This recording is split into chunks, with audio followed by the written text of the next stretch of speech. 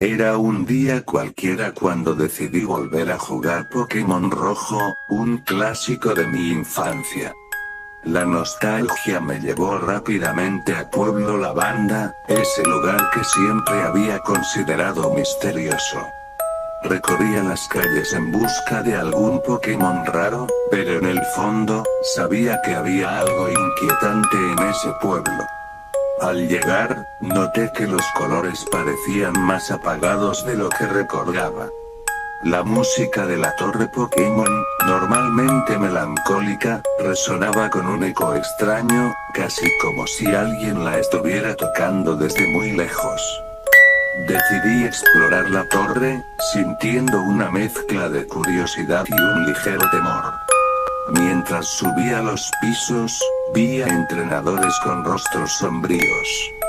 Algunos parecían atrapados en una especie de trance, como si la torre les hubiera robado su voluntad.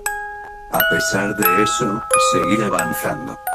La atmósfera se volvió cada vez más opresiva, y de repente, una figura oscura apareció al final de la escalera.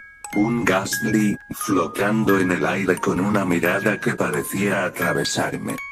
Sin pensarlo, lancé una Pokébola, pero el Gastly desapareció. En su lugar, apareció un espíritu, un Pokémon que nunca había visto antes.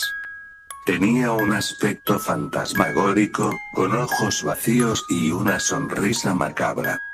Lo llamé Sombra, y al atraparlo, la pantalla de mi Game Boy se volvió oscura, mostrando solo un símbolo de error.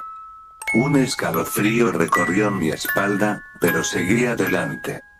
Finalmente llegué a la cima de la torre, donde encontré una tumba. La inscripción decía: "Aquí yace el espíritu de un niño perdido". De repente, el ambiente cambió. La música se detuvo, y el aire se volvió helado.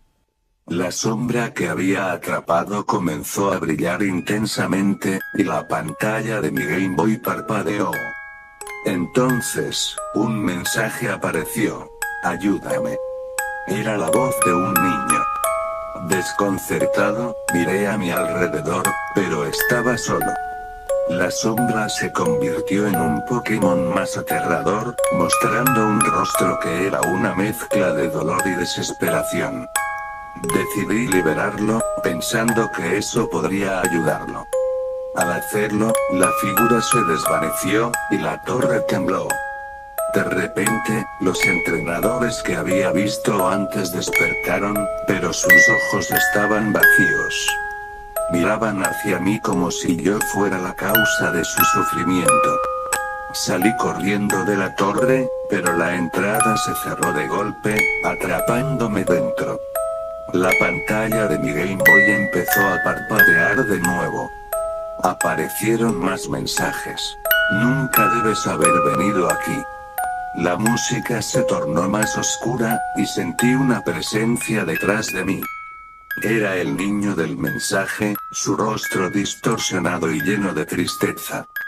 "¿Por qué me dejaste solo?", susurró. No pude soportar más la presión. Grité y la pantalla de mi Game Boy se apagó. Cuando finalmente logré salir de la torre, el pueblo había cambiado por completo. Los árboles estaban marchitos, y las casas estaban cubiertas de sombras. La gente de Pueblo Lavanda había desaparecido, y solo quedaba el eco de sus lamentos.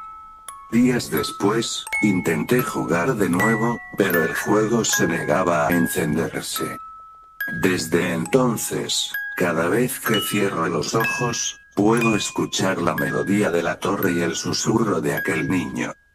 Y aunque intenté olvidar, sé que la sombra nunca seguirá de mí. Pueblo Lavanda se ha convertido en un lugar de pesadillas, un recuerdo que me atormenta en cada juego que inicio. A veces, me pregunto si alguien más ha escuchado el llamado de la sombra o si soy el único que ha sentido su presencia. Pero una cosa es cierta. Hay secretos oscuros en Pueblo Lavanda, y algunos Pokémon nunca deben ser despertados.